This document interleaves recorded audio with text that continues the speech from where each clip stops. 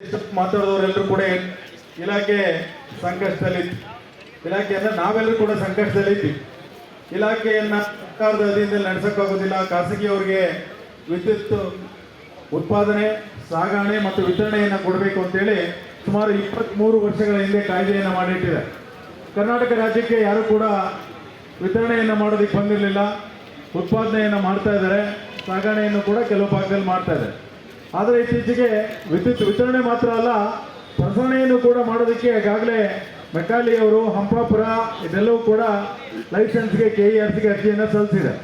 ಹಾಗೆ ವಿದ್ಯುತ್ ವಿತರಣಾ ಕ್ಷೇತ್ರದ 19 ಜಿಲ್ಲೆಗಳಲ್ಲಿ ಟಾಟಾ ಕಂಪ್ನಿಯವರು ಪರವಾನಗಿ ಕೊಡಿ ಅಂತೇಳಿ KERCಗೆ ಅರ್ಜಿ ಸಲ್ಲಿಸಿದಾಗ ನಮ್ಮೆಲ್ಲರೂ ಕೂಡ ಆತಂಕ ಆಯಿತು. ಸರ್ಕಾರಿ ಸ್ವಾಮ್ಯದಲ್ಲಿ ನಾವಿಷ್ಟು ವರ್ಷಗಳ ಕಾಲ ವಿದ್ಯುತ್ ಉತ್ಪಾದನೆಯಾಗಿ ಸುಮಾರು 124 ವರ್ಷಗಳಾದರೂ ಕೂಡ ನಾವು ಸರ್ಕಾರದ ಅಧೀನದಲ್ಲಿ ಕಾರ್ಯನಿರ್ವಹಿಸಿ ಸರ್ಕಾರಿ ಕಾರ್ಯವಿಧಾನಗಳಿಗೆ ಮತ್ತು ಸರ್ಕಾರಿ ಸವಲತ್ತುಗಳಿಗೆ ನಾವೆಲ್ಲರೂ ಕೂಡ ಒಂದು ರೀತಿಯಲ್ಲಿ ಮನಸ್ಸು ಮತ್ತು ಮಾನಸಿಕವಾಗಿ ಮತ್ತು ದೈಹಿಕವಾಗಿ ನಾವೆಲ್ಲರೂ ಕೂಡ ಒದ್ಕೊಂಡಿದೆ. ಆದರೆ ಖಾಸಗಿಯವರು ಬಂದರೆ ತೊಂದರೆ ಆಗುತ್ತೆ ಅಂತಕ್ಕಂಥದ್ದು ನಮ್ಮೆಲ್ಲರ ಮನಸ್ಸಿನಲ್ಲೂ ಇದೆ. ತೊಂದರೆ ಕೂಡ ಆಗುತ್ತೆ. ಸರ್ಕಾರಿ ಅಧೀನದಲ್ಲೇ ಉಳಿಬೇಕು ಅಂತೇಳಿ ನಾವೇನು ಸಂಘ ಸಂಸ್ಥೆಗಳನ್ನ ಮಾಡ್ಕೊಂಡಿದ್ದೇವೆ, ಎಲ್ಲ ಸಂಘ ಸಂಸ್ಥೆಯವರು ಕೂಡ ಕಳೆದ ಮೇ 27ರಂದು ಪತ್ರಿಕೆಗಳಲ್ಲಿ ಬಂತು. ಇವತ್ತು ಜುಲೈ 3, ಸುಮಾರು 40 ದಿನಗಳು 40 ದಿನಗಳಲ್ಲಿ ನಮ್ಮೆಲ್ಲರಲ್ಲೂ ಕೂಡ ಮಾನಸಿಕವಾಗಿ ಎಲ್ಲರೂ ಕೂಡ ಗೊಂದಲಕ್ಕೊಳಗಾಗಿದ್ವಿ. ಸಂಘ ಸಂಸ್ಥೆಯ ನಾಯಕತ್ವವನ್ನು ವಹಿಸಿಕೊಂಡಂತ ನಮ್ಮೆಲ್ಲರಲ್ಲೂ ಕೂಡ ಅತ್ಯಂತ ಮಾನಸಿಕ ತುಮುಲ ಉಂಟಾಗಿತ್ತು. ಮುಗಿಸ್ಬಿಡ್ತೀನಣ್ಣ ಏನೋ ಬೇಗ, ಯಾಕಂದ್ರೆ ಟೈಮ್ ನಾವು ಹೇಳಿದ್ವಲ್ಲ, ಯಾವುದೇ ವ್ಯಕ್ತಿ ಮನುಷ್ಯನಿಗಾಗಲಿ ಸ್ವಾಭಾವಿಕವಾಗಿ ಕೆಲವು ಹೊತ್ತು ನಿಲ್ಬೋದು, ತದನಂತರ ಕಾಲು ನೋವು ಬರಕ್ಕೆ ಶುರು ಮಾಡಿದ್ರೆ ಏನು ಮಾಡೋಕ್ಕಾಗಲ್ಲ. ಹೊಟ್ಟೆ ಹಸುವಾದಾಗ ಯಾರ ಮಾತು ಕೇಳಲ್ವಲ್ಲ ನಾವು, ಆ ಥರ ಆಗ್ಬಿಡುತ್ತೆ. ಸೊ ಆ ನಿಟ್ಟಿನಲ್ಲಿ ನಮ್ಮ ಅಧ್ಯಕ್ಷ ಹೇಳ್ತಾರೆ ಮುಂದೆ ಚೇರ್ ಹಾಕ್ಸ್ಬೇಕು ಅಂತ. ನಾನು ಹೇಳಿದ್ನಲ್ಲ, ಹೋರಾಟದ ಹಸಿವು ಅಥವಾ ನಮ್ಮ ಕಷ್ಟ ಅಂದ್ರೆ ಏನು ಅಂತಕ್ಕಂಥದ್ದು ಸುಮಾರು 124 ವರ್ಷಗಳಿಂದ ನಮ್ಮ ಇಲಾಖೆಯ ನೌಕರಿಗೆ ಸಂಘ ಪರಿಚಯ ಮಾಡಿಕೊಟ್ಟಿಲ್ಲ. ಆದರೆ ಇತ್ತೀಚಿನ ದಿನಗಳಲ್ಲಿ ಅನೇಕ ಸಮಸ್ಯೆಗಳು ಉದ್ಭವ ಆಗ್ತಾ ಇದೆ. ಅದನ್ನೆಲ್ಲವನ್ನು ಕೂಡ ದಕ್ಷ ನಾಯಕತ್ವದಿಂದ ಆ ಸಮಸ್ಯೆಗಳೆಲ್ಲವನ್ನು ಕೂಡ ಪರಿಹಾರ ಮಾಡ್ತಕ್ಕಂಥ ನಿಟ್ಟಿನಲ್ಲಿ ಸಂಘ ಮತ್ತು ಅಧ್ಯಕ್ಷರು ಸದಾ ನಿರತರಾಗಿದೆ. ಮುಂದೆ ಕಷ್ಟದ ದಿನಗಳಿದೆ. ಇವತ್ತು ಎಲ್ಲ ಆರ್ಥಿಕ ಉದಾರೀಕರಣ, ಜಾಗತೀಕರಣ ನೆಪದಲ್ಲಿ ಅನೇಕ ಬದಲಾವಣೆಗಳಾಗ್ತಾ ಇದೆ. ಅನೇಕ ಬಲಿಷ್ಠ ಸಂಸ್ಥೆಗಳು ಬಾಗಿಲು ಮುಚ್ಕೊಂಡು ಹೋಗಿದ್ದಾವೆ. HMT ಇರ್ಬೋದು, ಮೈಕೋ ಇರ್ಬೋದು, ಮೈಸೂರು ಲ್ಯಾಂಪ್ಸ್ ಇರ್ಬೋದು, ಬಿನ್ನಿ ಮಿಲ್ ಇರ್ಬೋದು, ಮಿನೋರೋ ಮಿಲ್ ಇರ್ಬೋದು, ಇವೆಲ್ಲವೂ ಕೂಡ ಅವನತಿಯತ್ತ ಹೋಗ್ತಾ ಇದೆ. ವಿಜಯನಗರ ಸಾಮ್ರಾಜ್ಯ ಒಂದು ಕಾಲದಲ್ಲಿ ರತ್ನಗಳನ್ನ, ಮುತ್ತುಗಳನ್ನ ಬಳ್ಳದಲ್ಲಿ ಮಾರ್ತಾ ಇದ್ರು ಅಂತಕ್ಕಂಥ ಮಾತನ್ನು ಕೇಳಿದ್ವಿ. ಆದರೆ ವಿಜಯನಗರ ಸಾಮ್ರಾಜ್ಯದ ಪತನವನ್ನು ಕೂಡ ನಾವು ಕಂಡಿದ್ದೇವೆ. ಕಾರಣ ಏನು ಅಂದ್ರೆ, ಶ್ರೀಕೃಷ್ಣ ದೇವರಾಯ ಇದ್ದಾಗ ವಿಜಯನಗರ ಸಾಮ್ರಾಜ್ಯ ಉಚ್ಚಾಯ ಸ್ಥಿತಿಯಲ್ಲಿತ್ತು. ತದನಂತರ ಅವರ ಮಕ್ಕಳು, ಮೊಮ್ಮಕ್ಕಳು ದೇವರಾಯ ಅವರೆಲ್ಲ ಬಂದಾಗ ಅವರ ನಾಯಕತ್ವದ ವೈಫಲ್ಯ ಅಥವಾ ಸಂಘಟನೆಯ ವೈಫಲ್ಯದಿಂದ ವಿಜಯನಗರ ಸಾಮ್ರಾಜ್ಯ ಪತನವಾಯಿತು ಅಂತ. ಹಾಗೆ ನಮ್ಮ ಸಂಘ ಕೂಡ ಒಂದು ಕಾಲದಲ್ಲಿ ಉಚ್ಚಾಯ ಸ್ಥಿತಿಯಲ್ಲಿತ್ತು. ತದನಂತರ ಸಣ್ಣ ಪುಟ್ಟ ಏಳುಬೀಳುಗಳನ್ನ ಅನುಭವಿಸ್ತಾ ಬಂತು. ಮತ್ತೆ ಆ ಉಚ್ಚಾಯ ಸ್ಥಿತಿಯನ್ನ ತಲುಪ್ತಕ್ಕಂಥ ಶಕ್ತಿಯನ್ನ ನಾವು ನೀವೆಲ್ಲರೂ ಸೇರಿ ಇವತ್ತು ಸಂಘಟನೆಯನ್ನ ಮಾಡಿದ್ದೇವೆ. ಯಾಕಂದ್ರೆ ಇಡೀ ದೇಶ ಕರ್ನಾಟಕ ರಾಜ್ಯವನ್ನ ನೋಡ್ತಾ ಇತ್ತು. ಕರ್ನಾಟಕ ರಾಜ್ಯದಲ್ಲಿ ಖಾಸಗಿಯವರು ಪರವಾನಗಿಗೆ ಅರ್ಜಿ ಸಲ್ಲಿಸಿದ್ದಾರೆ ಅಂತ ಗೊತ್ತಾದಾಗ ಎಲ್ಲ ವಿದ್ಯುತ್ ಕ್ಷೇತ್ರದಲ್ಲಿ ಸಂಘಟನೆಗಳು ಕೂಡ ಕರ್ನಾಟಕ ರಾಜ್ಯವನ್ನ ನೋಡ್ತಾ ಇದ್ವು. ಯಾಕೆ ಅಂದ್ರೆ ಕರ್ನಾಟಕ ರಾಜ್ಯದಲ್ಲಿ ಮಾತ್ರ ಒಂದು ಕೈಗಾರಿಕೆಗೆ ಒಂದೇ ಸಂಘ, ಟ್ರೇಡ್ ಯೂನಿಯನ್ ಇರ್ತಕ್ಕಂಥದ್ದು, ಅತಿ ದೊಡ್ಡ ಸಂಖ್ಯೆಯಲ್ಲಿ ನೌಕರರ ಸದಸ್ಯರನ್ನು ಹೊಂದಿರತಕ್ಕಂಥದ್ದು ಕರ್ನಾಟಕ ರಾಜ್ಯದಲ್ಲಿ ಮಾತ್ರ. ಒಂದು ಕೈಗಾರಿಕೆಗೆ ಒಂದೇ ಸಂಘ ಅಂತ ಏನಿತ್ತು, ಈ ಸಂಘದ ಕಾರ್ಯಚಟುವಟಿಕೆಗಳೇನು, ಇವರು ಯಾವ ರೀತಿ ಈ ಸಮಸ್ಯೆಯನ್ನು ಎದುರಿಸ್ತಾರೆ ಅಂತೇಳಿ ಇಡೀ ದೇಶ ಮತ್ತು ದೇಶದಲ್ಲಿರ್ತಕ್ಕಂಥ ವಿದ್ಯುತ್ ಸಂಘಟನೆ ಎಲ್ಲವೂ ಕೂಡ ಕರ್ನಾಟಕ ರಾಜ್ಯವನ್ನು ನೋಡ್ತಾ ಇತ್ತು. ಇವತ್ತು ನಮ್ಮ ಸಂಘದ ಅಧ್ಯಕ್ಷರು ಮತ್ತು ಒಕ್ಕೂಟದ ಅಧ್ಯಕ್ಷರಾದ ಬಲರಾಮ್ ಅವರ ನೇತೃತ್ವದಲ್ಲಿ ನನ್ನನ್ನು ಒಳಗೊಂಡಂತೆ ನೀವೆಲ್ಲರೂ ಕೂಡ ಸೇರಿ ಒಕ್ಕೂಟ ವ್ಯವಸ್ಥೆಯಲ್ಲಿ ಇಂಜಿನಿಯರ್ ಅಸೋಸಿಯೇಷನ್, ಲೆಕ್ಕಾಧಿಕಾರಿಗಳ ಸಂಘ, ಡಿಪ್ಲೊಮಾ ಅಸೋಸಿಯೇಷನ್, ಕಲ್ಯಾಣ ಸಂಸ್ಥೆ ಮತ್ತು ನಮ್ಮ ಪಿಂಚಣಿದಾರರ ಸಂಘ ಮತ್ತು SC ವೆಲ್ಫೇರ್ ಅಸೋಸಿಯೇಷನ್ ಎಲ್ಲವೂ ಕೂಡ ಒಟ್ಟಾಗಿ ಒಕ್ಕೂಟದ ಜೊತೆ ಸೇರಿಕೊಂಡು ನಾವೆಲ್ಲರೂ ಕೂಡ ವಿದ್ಯುತ್ ಕ್ಷೇತ್ರವನ್ನು ಉಳಿಸ್ಕೋಬೇಕು ಅಂತಕ್ಕಂಥ ನಿಟ್ಟಿನಲ್ಲಿ ಸನ್ಮಾನ್ಯ ರಾಜ್ಯದ ಗೌರವಾನ್ವಿತ ಮುಖ್ಯಮಂತ್ರಿಗಳಾದ DK ಶಿವಕುಮಾರ್ ಅವರ ಭೇಟಿ ಮಾಡಿ ಅವರಿಗೆ ನಮ್ಮ ಸಮಸ್ಯೆಗಳನ್ನು ವಿವರಣೆ ಮಾಡಿದಾಗ ಅವರ ಅಧ್ಯಕ್ಷರು ಕೇಳಿದ್ದೊಂದೇ, ಎಷ್ಟು ಜನ ಎಂಪ್ಲಾಯ್ಸ್ ಇದ್ದೀರಾ ನೀವು? ಸುಮಾರು 53,000 ಜನ ಇದೀವಿ ಸರ್ ಅಂದಾಗ, ಅರ್ಧಕ್ಕಿಂತ ಹೆಚ್ಚಿನ ಸೇರಿಸಿ ನಾನು ಬರ್ತೇನೆ, ನಾನು ನಿಮ್ಮ ಜೊತೆ ಇರ್ತೇನೆ ಅಂತಕ್ಕಂಥ ಮಾತನ್ನು ಹೇಳಿದ್ರು.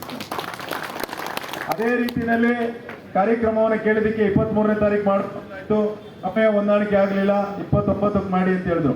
ಕೇವಲ 1 ವಾರಗಳ ಅವಧಿನಲ್ಲಿ ಸಂಘಟನಾ ಶಕ್ತಿ, ಸಂಘಟನಾ ಕೌಶಲ್ಯ ಮತ್ತು ನೈಪುಣ್ಯತೆ ಮತ್ತು ಸಮಯ ಪ್ರಜ್ಞೆಯನ್ನ ಉಪಯೋಗಿಸಿ ಇಂಧನ ಮಂತ್ರಿಗಳನ್ನ ಮನವರಿಕೆ ಮಾಡಿಕೊಟ್ಟು ಅವ್ರನ್ನು ಕೂಡ ಮನವಿ ಮಾಡಿ ಇಂಧನ ಮಂತ್ರಿಗಳು ಮತ್ತು ರಾಜ್ಯದ ಮುಖ್ಯಮಂತ್ರಿಗಳನ್ನ ಕರೆದು ಅಭಿನಂದನಾ ಕಾರ್ಯಕ್ರಮ ಮಾಡಬೇಕಂತೇಳಿ ರಾಜ್ಯಕ್ಕೆ ಕರೆ ಕೊಟ್ಟಾಗ ರಾಜ್ಯದ ಎಲ್ಲ ನೌಕರು ಅವರಿವರೆನ್ನದೆ ಸಣ್ಣವರು ದೊಡ್ಡವರು ಅಂತಕ್ಕಂಥ ಯಾವುದೇ ಭೇದಪ್ರಾಯ ಇಲ್ಲದೆ ನಮ್ಮ ಕಟ್ಟ ಕಡೆಯ ನೌಕರರಿಂದ ಹಿಡಿದು ರಾಜ್ಯದ ಕಂಪನಿಯ ಆಡಳಿತವನ್ನು ನಡೆಸ್ತಕ್ಕಂಥ ಅಧಿಕಾರಿಯವರೆಗೆ ಎಲ್ಲರೂ ಕೂಡ ನಮ್ಮ ಜೊತೆ ಕೈ ಜೋಡಿಸಿ ಈ ವಿದ್ಯುತ್ ಕ್ಷೇತ್ರವನ್ನ ಸರ್ಕಾರಿ ಅಧೀನದಲ್ಲೇ ಉಳಿಸ್ಕೋಬೇಕು ಅಂತಕ್ಕಂಥ ನಿಟ್ಟಿನಲ್ಲಿ ನಮ್ಮನ್ನ ನಾವು ರಕ್ಷಣೆ ಮಾಡ್ಕೊಳ್ಬೇಕು, ಇದು ನಮ್ಮೆಲ್ಲರ ಉಳಿವಿನ ಪ್ರಶ್ನೆ ಅಂತೇಳಿ ಒಂದು ಗಾದೆ ಇದೆ, ಸ್ಟ್ರಗಲ್ ಫಾರ್ ಎಕ್ಸಿಸ್ಟೆನ್ಸ್ ಅಂದ್ರೆ ಉಳಿವಿಗಾಗಿ ಹೋರಾಟ ಅಂತಕ್ಕಂಥ.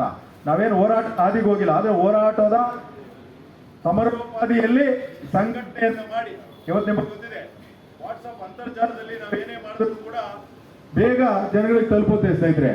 ನಮ್ಮ ಪಕ್ಕದ ರಾಜ್ಯ ತಮಿಳುನಾಡು ಸುಮಾರು 50 ವರ್ಷಗಳಿಂದ 100 ವರ್ಷಗಳಿಂದ ರಾಜಕೀಯ ಶಕ್ತಿಗಳು, ರಾಜಕೀಯ ಪಕ್ಷಗಳಿದ್ರೂ ಕೂಡ ಅಲ್ಲಿನ ಒಬ್ಬ ಫಿಲ್ಮ್ ಸ್ಟಾರು ಒಂದು ಹೊಸ ಪಕ್ಷವನ್ನು ಕಟ್ಟಿ ಕೇವಲ 6 ತಿಂಗಳಲ್ಲಿ ರಾಜ್ಯದ ಮುಖ್ಯಮಂತ್ರಿ ಆದಂತ ಉದಾಹರಣೆಯನ್ನು ಕೂಡ ಈ ದೇಶ ನೋಡಿದೆ. ಅದು ಆಗಿದ್ದು ಅವರೆಲ್ಲರ ವಾಟ್ಸಪ್ ಅಂತರ್ಜಾಲದಲ್ಲಿ ಪ್ರತಿಯೊಬ್ಬರಿಗೂ ಕೂಡ ತಲುಪುತ್ತೆ. ಇವತ್ತು ಮನೆಯಲ್ಲಿರ್ತಕ್ಕಂಥ ಮಕ್ಕಳಿಂದ ಹಿಡಿದು 80ರ ಆಸುಪಾಸಿನಲ್ಲಿರ್ತಕ್ಕಂಥ ವಯೋವೃದ್ಧರವರೆಗೂ ಕೂಡ ಅಂತರ್ಜಾಲವನ್ನು ವೀಕ್ಷಣೆ ಮಾಡ್ತಾರೆ. ರೀಲ್ಸ್ ಮಾಡ್ತಕ್ಕಂಥದ್ದು ಅಂತಕ್ಕಂಥ ಮಾತಲ್ಲಿ ಅಡಿಗೆ ಮಾಡೋದ್ರಿಂದ ಹಿಡಿದು ಪಾತ್ರೆ ತೊಳೆಯೋದ್ರಿಂದ ಏನು ಎದ್ದೇಳೋದು, ಮಲಗೋದು, ಯೋಗ ಮಾಡೋದು ಎಲ್ಲವನ್ನು ಕೂಡ ಅಂತರ್ಜಾಲದಲ್ಲಿ ನೋಡ್ತಾ ಇದೀವಿ. ಸಂಘಟನೆಯನ್ನು ಕೂಡ ಅಂತರ್ಜಾಲಕ್ಕೆ ಬಳಸ್ಕೊಂಡು ಪ್ರತಿ ಊರಿಗೆ ಹೋಗಿ ನಾವು ಸಂಘಟನೆ ಮಾಡೋಕ್ಕಾಗೋದಿಲ್ಲ. ಇಡೀ ರಾಜ್ಯಾದ್ಯಂತ ಸಂಘಟನೆ ಮಾಡಬೇಕಂದ್ರೆ ತಿಂಗಳಾನ್ಗಟ್ಲೆ ಬೇಕಾಗುತ್ತೆ.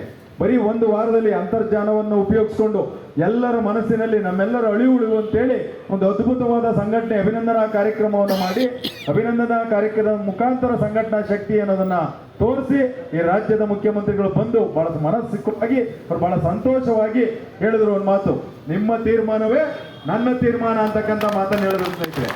ಇಂಥ ರಾಜ್ಯದ ಮುಖ್ಯಮಂತ್ರಿಗಳನ್ನ ಪಡೆದಿರ್ತಕ್ಕಂಥವ್ರು ನಾವೆಲ್ಲರೂ ಕೂಡ ಧನ್ಯರು.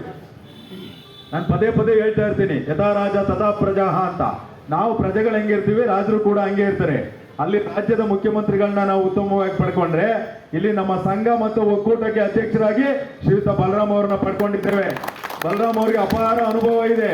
ನಿಂದಕರಿದ್ದೇ ಇರ್ತಾರೆ, ಅವ್ರು ಸರಿ ಇಲ್ಲ, ಅದು ಸರಿ ಇಲ್ಲ, ಇದು ಸರಿ ಇಲ್ಲ ಅಂತ ಹೇಳ್ತಕ್ಕಂಥವ್ರು ಇದ್ದೇ ಇರ್ತಾರೆ. ನಿಂದಕರು ಇದ್ದಿರ್ತಾನೆ ನಾವೇನು ಅಂತ ಗೊತ್ತಾಗೋದು. ಅದಕ್ಕೆ ಒಂದು ಗಾದೆ ಇದೆ, ನಿಂದಕರಿರಬೇಕೆಯ ಜಗದಲ್ಲಿ ಹಂದಿಗಳಾಗೆ ನಿಂದಕರಿದ್ದರಲ್ಲವೇ ನೀನ್ ಯಾರು ತಿಳಿಯೋದು ಅಂತ. ಅಂದ್ರೆ ನಮ್ಮನ್ನ ಯಾರಾದ್ರೂ ಟೀಕೆ ಟಿಪ್ಪಣಿ ಮಾಡೋರು ಇದ್ರೆ ತಾನೇ ನಾವು ಎಚ್ಚರಿಕೆಯಿಂದ ಇರೋದಿಕ್ ಸಾಧ್ಯ. ಈ ಮಾತನ್ನ ಸಾಮಾನ್ಯ ಗೌರವಾನ್ವಿತ ಮುಖ್ಯಮಂತ್ರಿಗಳು ಕೂಡ ಹೇಳಿದ್ರು. ಜೊತೆಗೆ ಮುಖ್ಯಮಂತ್ರಿಗಳು ಇನ್ನೊಂದು ಮಾತು ಹೇಳಿದ್ರು, ಕೇರಿಂಗ್ ಅಂಡ್ ಶೇರಿಂಗ್ ಅಂತ. ಅಂದ್ರೆ ನೀವು ನಮ್ ಜೊತೆ ಇದ್ರೆ ನಾವು ನಿಮ್ ಜೊತೆ ಇರ್ತೀವಿ ಅಂತ. ಸಂಘದಲ್ಲೂ ಕೂಡ ನಾನು ಇದೇ ಮಾತನ್ನ ಪ್ರತಿಧ್ವನಿಸೋದಕ್ಕೆ ಇಷ್ಟಪಡ್ತೀನಿ. ಇದು ಪ್ರತಿಯೊಬ್ಬ ಸದಸ್ಯನ ಹಕ್ಕು.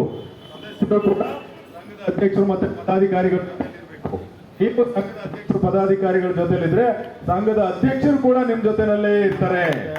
ಈ ನಿಟ್ಟಿನಲ್ಲಿ ನಾವೆಲ್ಲರೂ ಕೂಡ ಕಾರ್ಯಪ್ರವೃತ್ತರಾಗಬೇಕು.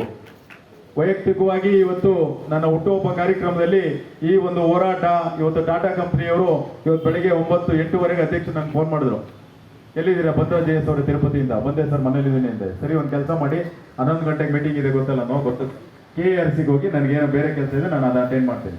ಸರಿ ಸರ್ ಅಂತ KRCಗೆ ಹೋಗ್ತೇನೆ. KRCನಲ್ಲಿ ಹೋದಾಗ ನಮ್ಮ ಕಾವೇರಿ ಇದು ಆನಂದ್ KR ಸರ್ಕಲ್ ಬೆಸ್ಕಾಂ ಇಂದ ನಮ್ಮಲ್ಲಿರ್ತಕ್ಕಂಥ AO ಮೇಡಮ್ ಅವರು ಬಂದರು, ಫೋನ್ ಮಾಡಿದ್ರು, ಬರ್ತಾ ಇದ್ದಾರೆ ಸರ್ ನಿಮ್ಮ ಸಂಘ ಕೂಟದ ಎಲ್ಲ ಪದಾಧಿಕಾರಿಗಳಿಗೆ ವಿಚಾರ ತಿಳಿಸಿದಾಗ ಆಯ್ತು ಅಂತ ಹೇಳಿದ್ರು. 10 ಗಂಟೆಗೆ 10ವರೆಗೆ ನಾವು ಅಲ್ಲಿದ್ವಿ. ಅದು 11 ಗಂಟೆಗೆ ಸಭೆ ಪ್ರಾರಂಭ ಆಗೋದು. ಅಂದ್ರೆ KRC ಕೋರ್ಟ್ ಇದ್ದಂಗೆ ಟಾಟಾ ಕಂಪನಿ ಇವತ್ತು ಕರೆದಿದ್ರು. ನಿಮ್ದೇನಾದ್ರೂ ಗ್ರೀವಿಯನ್ಸ್ ಅಂದ್ರೆ ನಾವೇನು ಆಕ್ಷೇಪಣೆಗಳನ್ನ ಸಲ್ಲಿಸಿದ್ದೇವೆ ಇದ್ರ ಬಗ್ಗೆ ಟಾಟಾ ಕಂಪನಿಯವರ ಅಭಿಪ್ರಾಯ ಕೋರಲು ಅವ್ರನ್ನ KRC ದಿನಾಂಕ ನಿಗದಿ ಮಾಡಿದ್ರು.